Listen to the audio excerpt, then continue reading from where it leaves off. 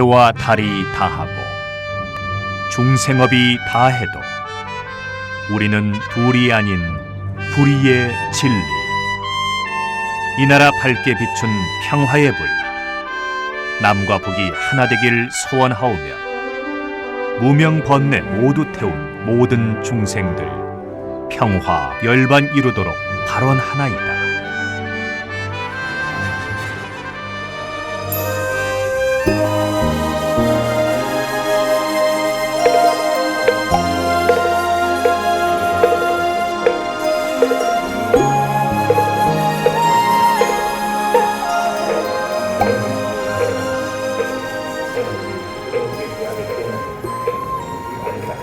오늘의 그 순례지는 선무회자 스님과 마음으로 찾아가는 108산사 영상순례. 오늘은 제35차 순례지는 강원도 태백산 정암사입니다.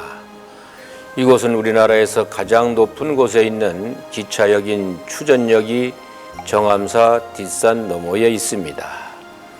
정암사는 우리나라 5대 정멸보궁 중에 한 곳이죠. 신라의 그 자장율사가 636년 선덕여왕 5년에 당나라에 들어가 문소도량인 오대산에서 21일 동안 치성을 올려 문수보살을 칭견하고 석가모니 부처님의 사리를 복량받아 귀국한 후 전국 4곳에 사리를 나누어 모셨는데, 후에 임진왜란 때 통도사 사리의 일부가 이곳 태백산 정암사에 모셔진 것이라고 합니다. 부처님의 정골사리는 지금 정암사 뒤편에 보물 제410호인 수만호탑에 봉안되어 있습니다. 그래서 법당인 정멸보궁에는 따로 불상을 모시지 않고 있습니다. 정암사 정멸보궁 뒤에 산비탈에 세워진 7층 수만호탑은 돌을 벽돌 모양으로 깎아 쌓아 올린 모전 석탑입니다. 그 벽돌의 일반적인 크기로 보아 그리 거대한 편은 아니지만 형태가 세련되고 수법 또한 정교한 탑이라고 합니다. 수만호탑은 용왕이 보내준 만호석으로 쌓았다고 하는데, 만호석은 보석으로 여기는 돌인데 실제 이 탑이 만호석인지는 알 수가 없답니다. 정암사는 자장율사와 관련이 깊은 절입니다. 자장율사는 통도사를 창건하신 분인데 신라의 왕족이었습니다. 나는 차라리 단 하루를 살더라도 계를 지키다 죽을지언정 파계를 하고 100년 동안 살기를 원하지 않는다고 하여 출가자에게 계율의 중요성을 일깨우신 스님이었습니다. 자장 스님이 중국의 오대산 태화지에서 신인으로부터 구충탑을 지으면 나라가 편안할 것이라는 이야기를 듣고 당나라에서 귀국하여 탑을 세우는 일을 임금께 아뢰었고 황룡사 구충탑을 세운 것입니다. 자장 스님은 또 통도사를 창건하여 계율을 바로 잡았으며 말년에는 서라부를 떠나서 강원도 평창군 진부면 수학리에 수다사를 세우고 살았다고 합니다. 자장 스님은 문수보살을 칭견하려고 정진을 하였는데, 하루는 꿈에 이상한 스님이 나타나서 문수보살을 만나려면 내일 대송종으로 오라고 하자 이른 아침 대송종에 가서 문수보살을 만났답니다. 문수보살에게 불법의 요체가 무엇인가를 물어보았으나 문수보살은 다시 태백산 갈반지에서 만나자고 하고 사라져 버렸답니다. 갈반지가 어딘지 태백산 일대를 찾아다녔는데 그때 자장율사가 9번이나 왔다 갔다고 해서 구렐이라는 곳이 지금 정암사 앞쪽 산 너머 있습니다. 자장율사는 지금의 정암사 터가 갈반지라고 믿고 그곳에다 성남원이라는 절을 세우고 문수보살이 나타나기를 기다렸답니다. 성남원, 그러니까 지금의 정암사에서 문수보살을 기다리는데 하루는 남루한 차림의 한 거사가 삼태기에 죽은 강아지를 담아지고 와서 자장이 있는가 하고 불렀답니다. 그러자 시자가 나와서 감히 스승의 이름을 함부로 부르냐며 다투고 자장 스님에게 자초지종을 고하니 자장율사는 미친 사람인 모양이군 하면서 쫓아버려라 했답니다. 그 거사는 돌아가리라 아상을 가진 자가 어찌 나를 볼 것이냐 하고 이내 삼태기를 거꾸로 털어내니 죽은 강아지가 금세 사자로 변하였고 거사는 사자를 타고 빛을 뿜으며 산 위로 날아가 버렸답니다. 자장스님이 이 말을 듣고 위를 갖추어 급하게 그 빛을 찾아 남쪽 고개로 올라갔으나 이미 까마득하여 따를 수가 없었고 정암사 앞에 414번 지방도로를 따라 남쪽으로 고갯길을 오르면 해발 1330m의 만항제가 있습니다. 이곳에서 자장율사는 사자를 타고 날아간 문수보살의 자취를 잃어버리고 하늘을 쳐다보며 쓰러진 곳이라고 합니다. 임진왜란 때 통도사의 왜군들이 들이닥치자 그때 통도사의 주지였던 스님이 통도사 사리탑의 속정을 열고 사리를 꺼내어 뒷산으로 피신했다가 바로 서산대사가 있는 금강산으로 올라가서 이 사리를 어떻게 할지 물어보니 서산대사는 그곳이나 이곳이나 위험하기는 마찬가지다. 그러니 다시 원래 모시던 곳으로 가서 모셔라고 하여 다시 내려오다가 그 태백산 정암사에 몇 가를 나누어 모신 것이 오늘날 5대 정멸보궁이 된 것이라고 합니다. 그러기에 통도사는 자장율사가 중국 오대산에서 문수보살을 친견하고 돌아와서 세운 절이며 계율을 널리 홍보했던 절이고 태백산 정암사는 자장율사의 입적지이기에 더 의미가 있는 곳입니다. 정멸보궁 앞에 주목이 한 그루 있는데 이것은 자장스님이 지팡이를 꽂은 것이라고 합니다. 이곳 자장각에는 자장스님의 영정을 모시고 있습니다.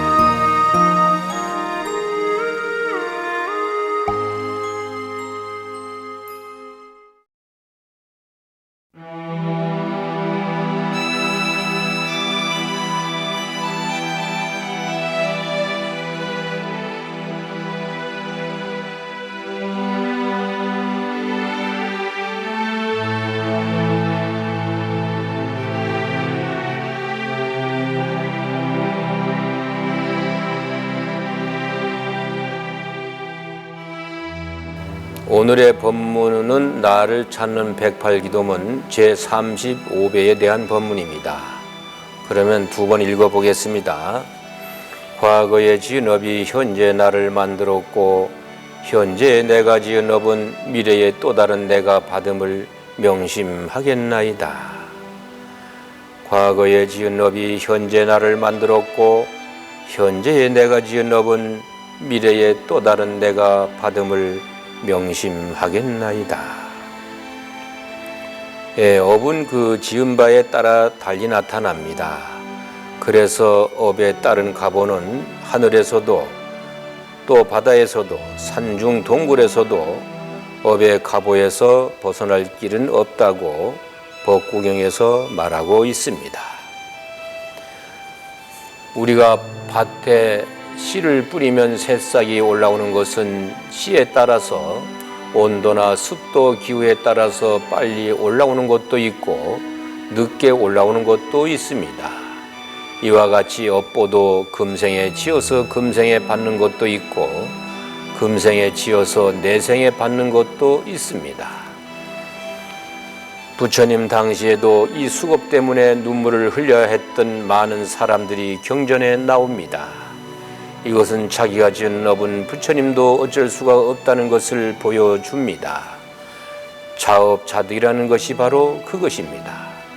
그 한 예로 부처님 당시 사람인 주리반 특가를 아실 것입니다.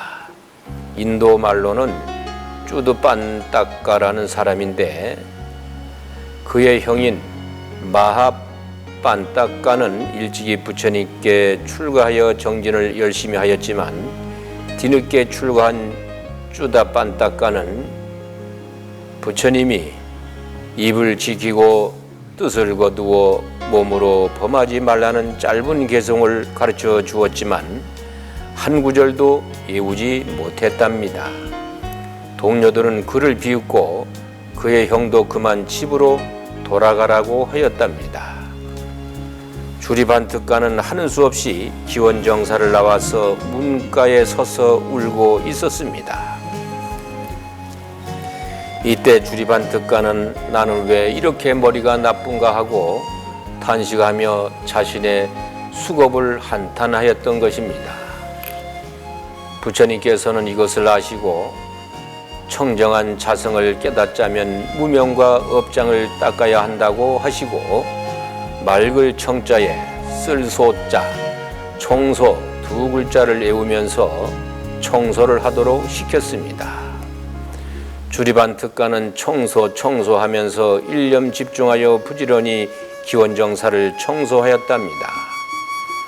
그 결과 주리반특가는 아라한과를 얻었고 16나한 중에 한 명이 되었다는 것이 선견율 비바사 16권에 있습니다. 이것은 수겁을 한탄했지만 부처님이라는 큰 스승을 만나서 그것을 잘 극복한 예가 됩니다. 그러나 고티카라는 슬픈 비구의 이야기도 전해 옵니다. 고티카라는 비구는 왕사성 근처 산속에 홀로 지내면서 나태하지 않고 열심히 정진하여 해탈의 경지를 이룰 수가 있었으나 이 해탈 경지가 계속 유지가 되지 않고 정진만 풀면 그만 깨어지곤 하여서 번뇌로 견딜 수가 없었습니다. 고티카는 아무리 수행해도 해탈이 되었다 안 되었다 하자 수행을 계속하지 못하고 그만 자살해버리고 말았습니다. 스스로 나태해하지 않고 열심히 정진했음에도 열반을 이루지 못하고 퇴전할 수밖에 없었다는 것은 그에게 있는 자신도 모르는 자신의 이성이나 의지로 어떻게 할 수 없는 그를 옥잡아매는 검은 수겁 탓이라 할 것입니다. 그러나 자살을 한다는 것은 주리반특가의 예에서 보듯이 어리석은 짓이라고 밖에 할 수 없습니다. 절망에서도 주리반특가는 참아내고 또 정진한 결과 아라한이 된 것입니다. 업력은 절대로 그냥 소멸되지 않습니다. 이 생에서 뿐만 아니라 여러 생애를 통해서 틀림없이 그 결과를 나타내게 됩니다. 그래서 업은 존재의 현재 운명뿐만 아니라 미래의 운명에도 절대적인 영향을 미친다고 하는 것입니다. 우리 불교에서는 윤회를 말합니다. 깨치지 못한 중생은 죽으면 번뇌와 업보에 따라 육도 윤회를 하는데 지옥, 아기, 축생, 아수라, 인간, 천상으로 돈다고 합니다. 다음에 태어나도 그 전생의 지은 업은 벗어날 수가 없다는 것입니다. 그런데 우리가 죽으면 육체는 사라지는데 누가 있어 무엇이 있어서 그 업을 받는다는 말입니까? 지옥에 가서 거짓말한 죄로 혀를 뽑힌다고 하는데 이미 육신은 불에 타서 혀도 없어졌는데 어찌 혀가 있을 수 있습니까? 고정불변하는 나라는 것은 없다고 하는 것이 바로 제법무아인데 나라는 것이 없다면 윤회는 무엇이 윤회를 하는 것일까요? 그리고 무엇이 내가 지은 업을 받는다는 말인가 하고 생각할 수도 있습니다. 이것을 옛날에는 망고나무로 설명하기도 하였습니다. 어떤 사람이 망고 씨를 심어서 망고가 크게 자라 열매가 열리자 이것을 도둑이 따먹었는데 그 도둑은 자기는 죄가 없다고 하면서 하는 말이 주인이 심은 것은 망고 씨였을 뿐이고 내가 따먹은 것은 망고 씨가 아니라 망고 과일이라고 하면서 자기는 죄가 없다고 하였답니다. 망고 씨와 망고 열매는 다른 것이라는 이야기입니다. 또 나비도 처음에는 알에서 나옵니다. 그 알이 애벌레가 되고 다시 번데기가 되고 결국 나비가 됩니다. 알과 나비는 다른 것입니다. 불교에서의 윤회 이론도 이와 같습니다. 한 존재가 다른 존재로 윤회할 때 고정불변하는 것, 영혼 같은 것이 있어서 옮겨가는 것이 아니라 한 존재가 살아있을 때 지은 업은 업력이 되어 존재가 죽으면 그 업력이 작용해서 다음 존재를 만든다고 하였습니다. 옛날에는 이런 비유로 윤회를 설명했으나 그런데 지금은 그렇지 않습니다. 과학이 발달하면서 나비는 알에서부터 나비까지 똑같은 DNA를 가지고 있고 망고는 씨에서부터 열매까지 같은 유전자를 가지고 있기 때문에 가능한 것이 밝혀졌습니다. 그러면 우리 인간은 무엇이 다음으로 윤회하고 그 업이 전이 되는 것일까요? 사실 우리가 죽으면 우리의 육신은 없어지고 맙니다. 화장하면 태우면 재가 되고 맙니다. 그 재가 새로운 인간이 되거나 축생이 되는 것은 아닙니다. 그런데 우리 인간은 자신의 DNA가 어디로 전달됩니까? 바로 우리들 아이들입니다. 우리가 지은 업은 알게 모르게 우리 아이들에게 갑니다. 설마 내가 지은 것이 어떻게 내 아이들에게 가는가 하고 못 믿겠지요? 이것을 못 믿으면 우리가 절에서 아이들을 위해서 지극하게 기도하는 것도 아무 소용이 없는 것이 됩니다.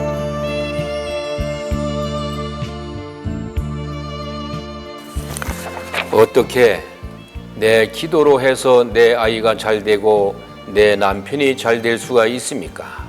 나의 염원이 어떻게 전달됩니까? 내 아이나 내 남편이 직접 기도하지 않는 한 내가 백날 기도해도 소용이 없을 것입니다. 그렇지 않습니까? 그러니 나의 기도에 대한 가피는 내 아이들, 내 남편에게 미친다고 내가 믿기 때문에 지극정성으로 기도하는 것입니다. 마찬가지로 분명히 내가 짓는 업도 내가 받든지 아니면 나의 아이들이 받는다는 것은 부정할 수가 없습니다. 그래서 과거에 지은 업이 현재의 나를 만들었고 현재의 내가 지은 업은 미래의 또 다른 내가 받는다는 것입니다. 미래의 또 다른 나라는 것은 바로 내 아이들입니다. 그래서 열심히 기도하시기 바랍니다. 그러면 35배를 다시 한번 읽어보겠습니다. 과거에 지은 업이 현재 나를 만들었고 현재의 내가 지은 업은 미래의 또 다른 내가 받음을 명심하겠나이다. 과거에 지은 업이 현재 나를 만들었고 현재의 내가 지은 업은 미래의 또 다른 내가 받음을 명심하겠나이다.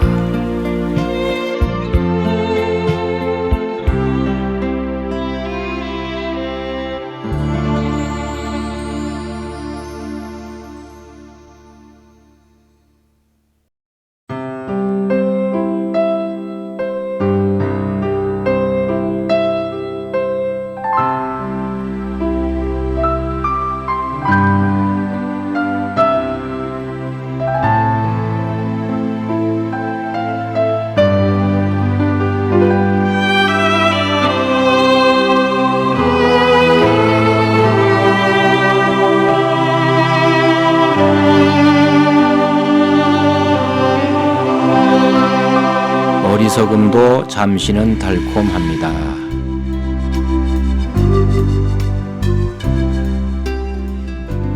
금방 짜낸 우유가 쉽게 상하지 않듯 그릇된 행동의 가보가 금방 나타나지 않을 수 있습니다.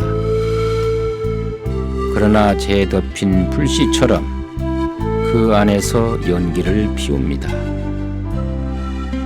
어리석은 행동의 결과도 얼마가는 꿀처럼 달콤합니다. 돈을 열심히 버는 동안, 권력을 쫓는 동안 우리는 잠깐의 달콤함을 맛봅니다.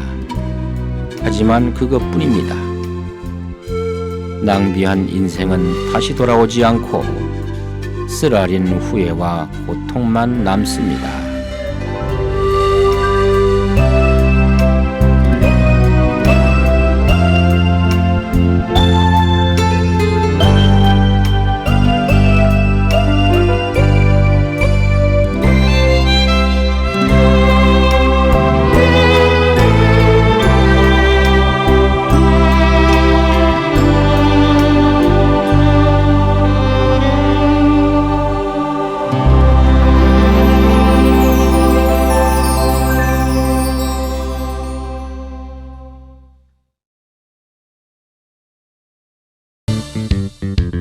삼천리 금수강산 곳곳에 중생구제 발원 법등 밝히니 연불 기도소리 끝없이 장구한 세월 사바에 울리구나. 거룩하신 부처님 향하여 두 손 모아 지심 정리하고 정경 도량에서 바른 굴자 서원하며 새로운 인연 맺는다. 백팔산사 찾아 백팔배하며 백팔번뇌 소멸하고 백팔염주 만들며 인연공덕 사가니 일심광명 온누리에 비친다. 일심 기도로 심신다지니 광명의 빛으로 응답하고 불지살이 나투신 거룩한 성전에